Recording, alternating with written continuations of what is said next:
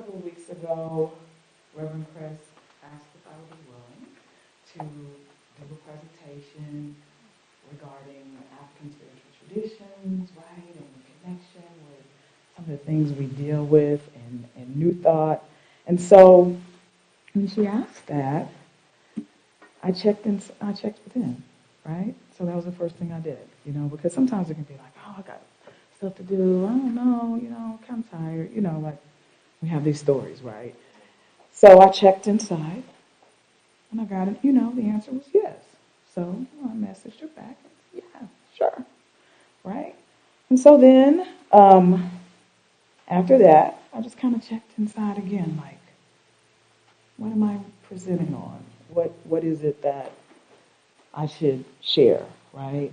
And so the message was, definitely ancestral reverence would be a major part of it, right? And then we're here, it's Black History Month, makes sense, right?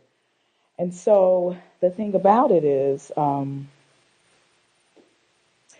then last week, I'm at CSL Dallas, and Reverend Karen had this quote that she posted, right, during the service. And it was like a light bulb moment. I was like, oh, this is a great quote, because it kind of ties together exactly what it is that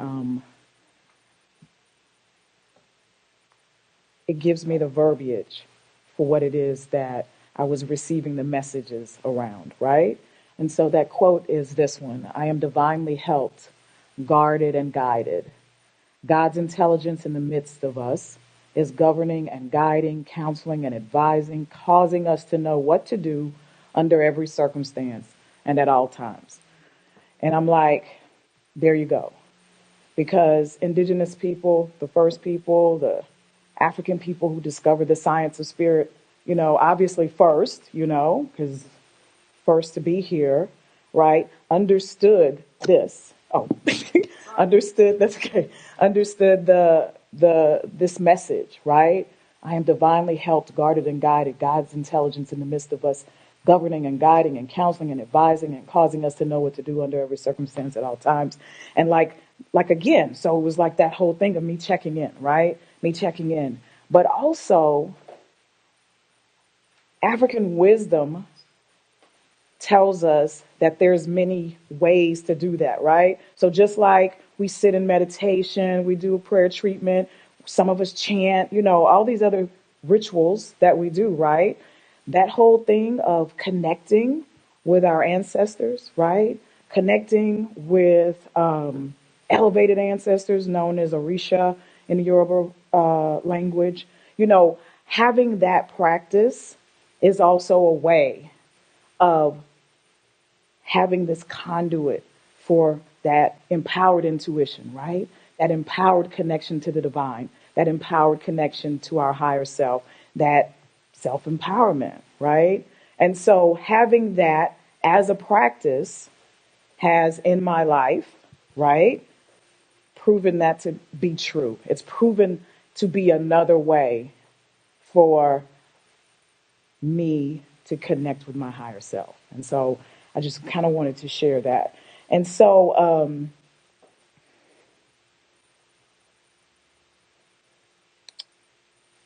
so then I had another slide, which was just kind of giving an example of an altar, because this is one of the ways, like, to help ground that practice, right? Help ground that energy of a consistent way of connecting, right? So this is something I found on the Google, right?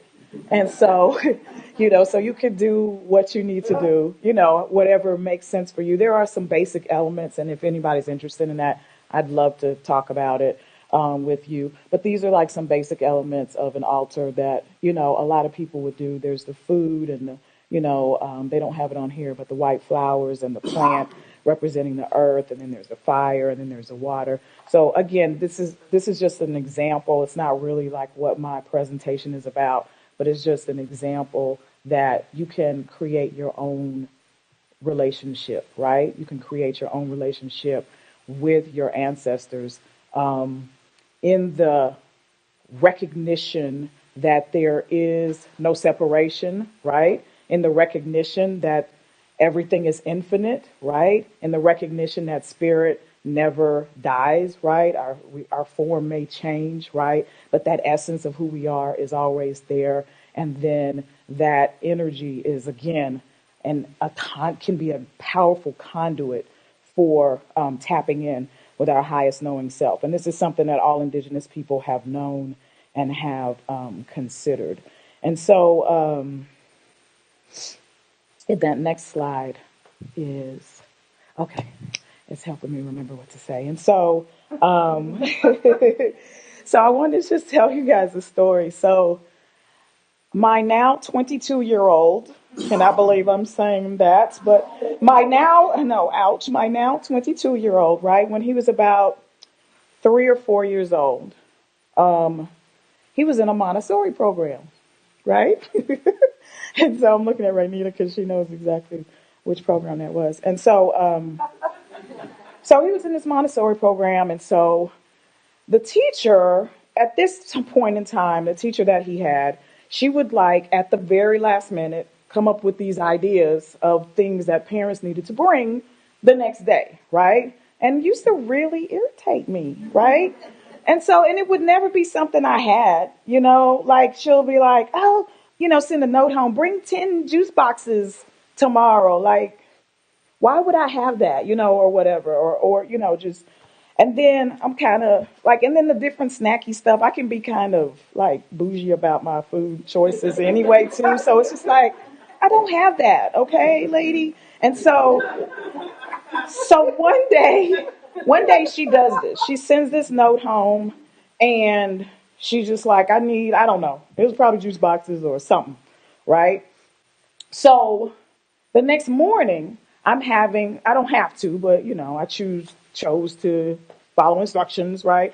And so I have to now organize myself to get him to there on time, get me to work on time, get these juice boxes or whatever it is I got to get on time. And it's early morning and all this stuff. And so I remember going to the 7-Eleven near my house, right? And I remember being by myself. So I don't know if I dropped him at school or I don't, remember what happened, right? So I'm going to 7-Eleven. I'm, running in there, getting whatever it is. And so I used to live not too far from here, right? We used to live in East Dallas. And every morning near the 7-Eleven on the corner, a lot of men would be there, right? It would be very busy because a lot of men were doing day labor or whatever. And so they would be getting picked up. So I go in the store and there's 9,000 billion people, right? And I'm trying to get this stuff real quick. And then, probably paying way more than I should because it's 7-Eleven and it's the last minute. And so I'm going there, I'm getting my stuff and I'm going back out to the car and I'm getting my keys and getting in the car and I don't have my keys.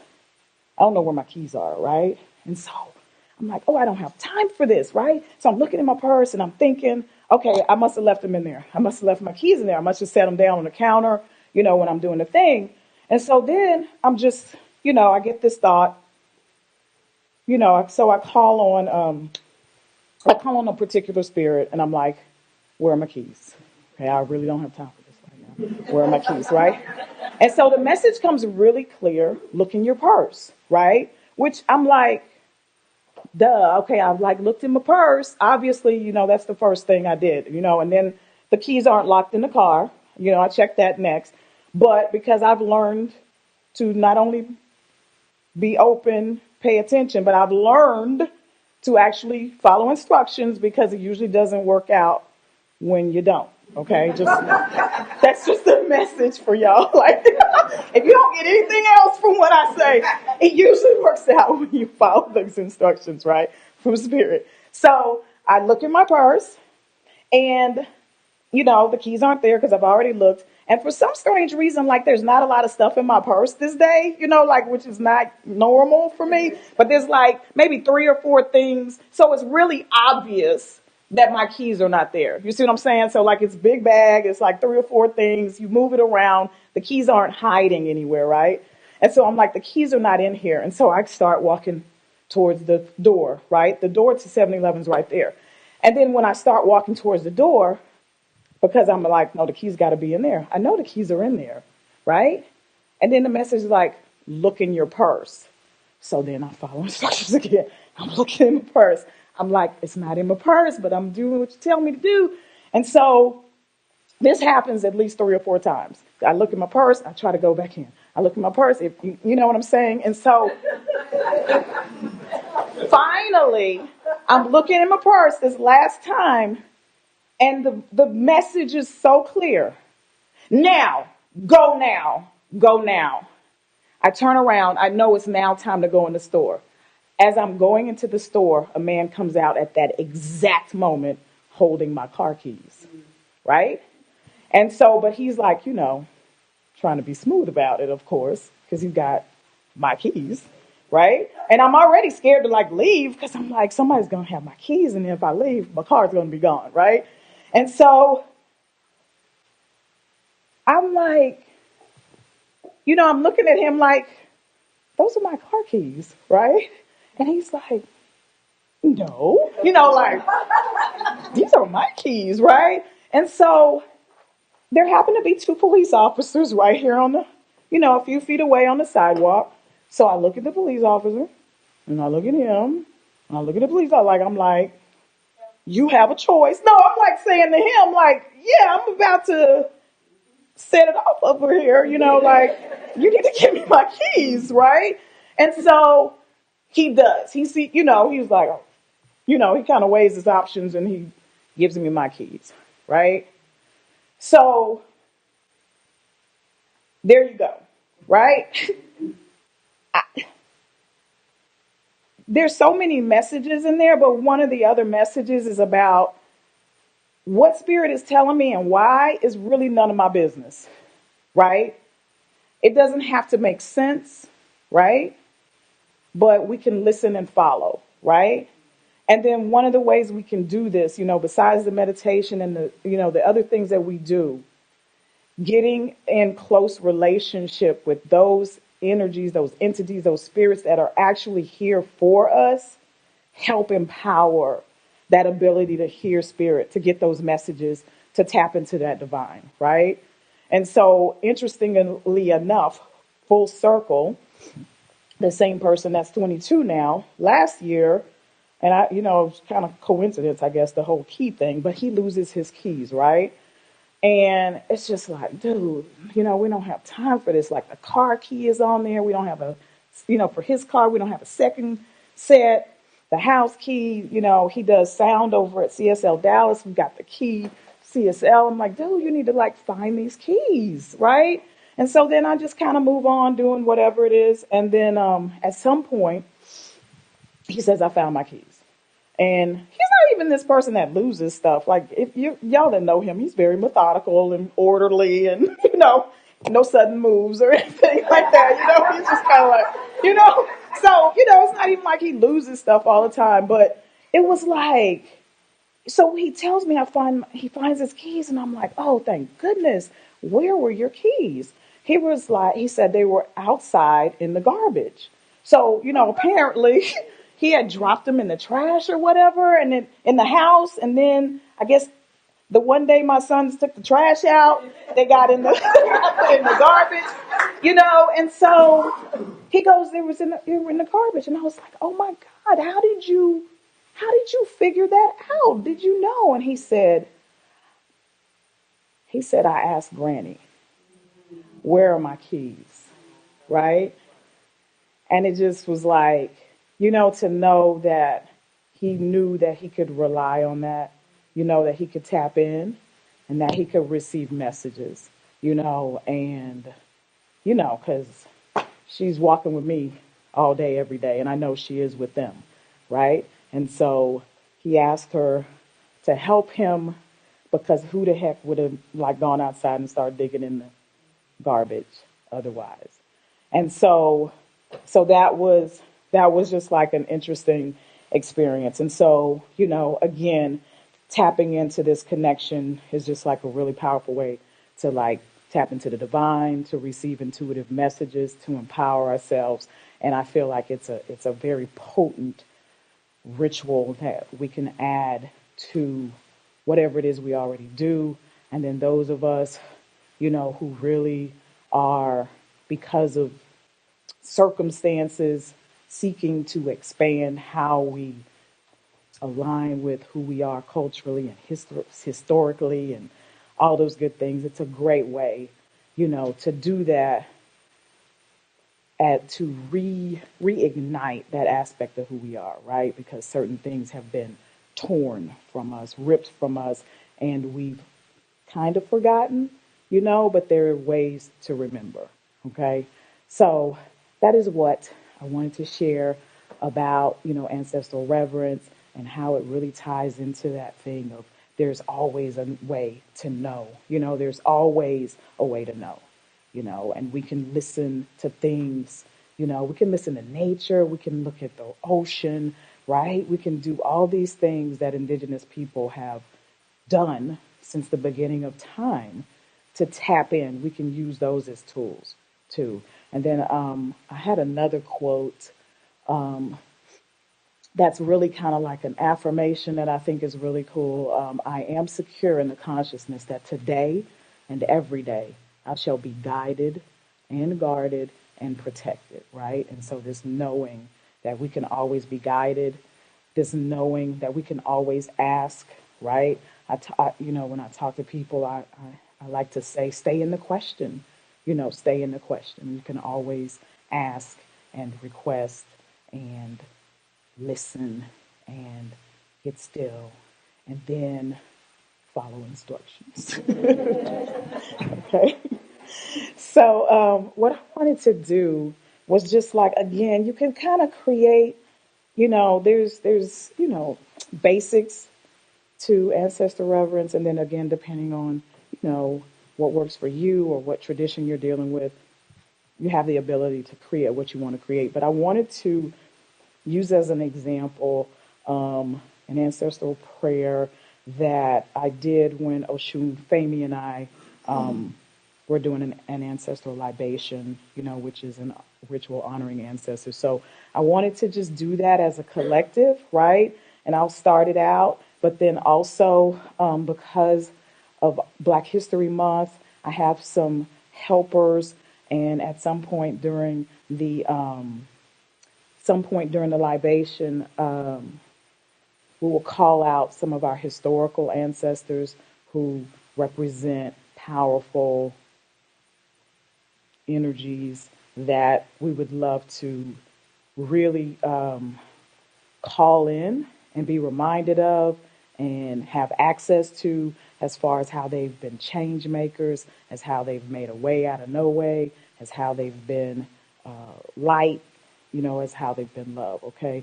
So that's it. So I would just like to kind of do an ancestral prayer, call on our collective historical ancestors. And then at some point, when I mention that you can call the names of your family, we can do that at the same time. And you don't have to be shy about it, just the names you remember and, just say some things.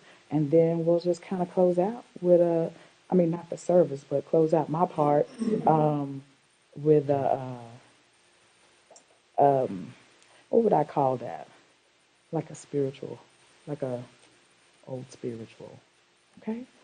So I'm going to do that. And then those of you who are assisting, if you would like to take your places, that would be awesome. I'll just leave this here.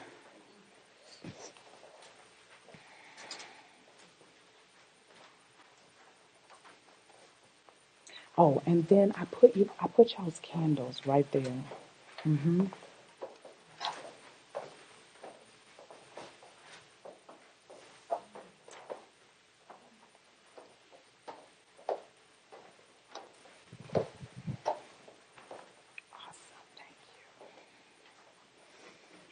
I salute and give thanks and praise to all that is, the universe, God, Spirit, Olodumare, oneness, the infinite beingness that cannot be named or even defined. You that is beyond all names, the omnipotent, omniscient, the omnipresent, through which all exists, creator of the north, the south, the east, the west, of earth, of water, of fire, of air, of all that is seen and unseen. I salute and I give thanks to the original two ancestors of light and progress who were powerful and clear vessels of wisdom, clarity and enlightenment, and who shared these gifts with others. I give thanks to them and to all that have shined such a mighty and powerful reflection of spirit and inspired others to see that light in turn and express the same from now until the beginning of time. I salute and embody gratitude for and give thanks and praises to my mother. I salute and embody absolute gratitude for and give thanks and praises to my father, for without them I would not exist at this time in this form. I give thanks and praise for them allowing me to show up as God, expressing as me by ushering my soul earthside, and for that I am truly grateful. I salute and I give thanks and praise to Mother Earth, my nurturer, my grounding, my sacred vessel and home. And just as you nourish us and give us fertile ground on which to expand as spirit, having a human experience, when we lay our bodies down for that final rest, we then nourish you, and in this way the cycle of life-givingness and infinite beingness continue to flourish again and again and again. I salute and give thanks and praise to all of my ancestors of light and progress who have paved the way for me, upon whose shoulders I stand, who have paved the way for my family, upon whose shoulders we stand, who have paved the way for everyone in this room, upon whose shoulders we stand, and with the wisdom and insight that I align with, all the collective ancestors of those present and of Osunlade, Divinity, Edwards, and me. I salute and give praises to all of the mothers of light and expansion of our ancestral lines. I salute and give thanks and praise to all of the healers. I salute and give and all who kept the family and the community together of our ancestral lines. I salute all who made a way out of no way in our ancestral lines. I salute all who endured the horrible Mayafa, the impossibilities of slavery, and stood up for all that is right in the world in our ancestral lines. I salute and give thanks and praise to all of our ancestors of light and expansion who transitioned on African soil. I salute and give thanks and praise to all of our ancestors of light and expansion, both known and unknown, whose names I have not called, but whose spirits remain with us. I salute and give thanks and praise to all the ancestors of light and expansion who walk with us as spiritual teachers, our spiritual mentors, and all who have in faith supported our spiritual expansion and growth. I salute and give thanks and praise to all the collective ancestors of light and expansion of all of us who are gathered here today, knowing that God expressing as these energies is flowing through all of us, around us, in us, and for our highest divine good, supporting our brightest and best expression. I salute all of my spiritual teachers still living who have honored, nurtured, supported, prayed for, and elevated the truth of my being. I honor all who continue to know the truth of who I am. I give thanks and praise to all have and will hold space for my continued growth, expansion, and evolution. I salute God showing up as me, as us, as everyone in this space, and all of our families. And at this time, we will honor our collective ancestors of love and light.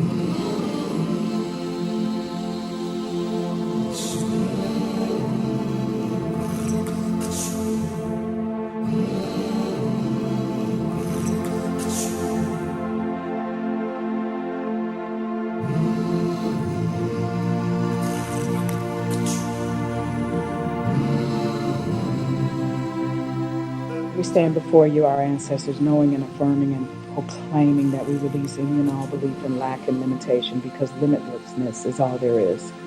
We release all stories and beliefs in anything that denies well-being as wellness and the truth of each and every one of us. We release any thoughts of poverty as abundance is all there is. We release anything that contributes to the idea of confusion as clarity is all there is. We release the story of death and we embrace transformation. We stand before you, our ancestors, knowing, affirming, proclaiming that we are God expressing through us. We show up as love. We show up as light. We thank you. We thank you. We thank you. We thank you.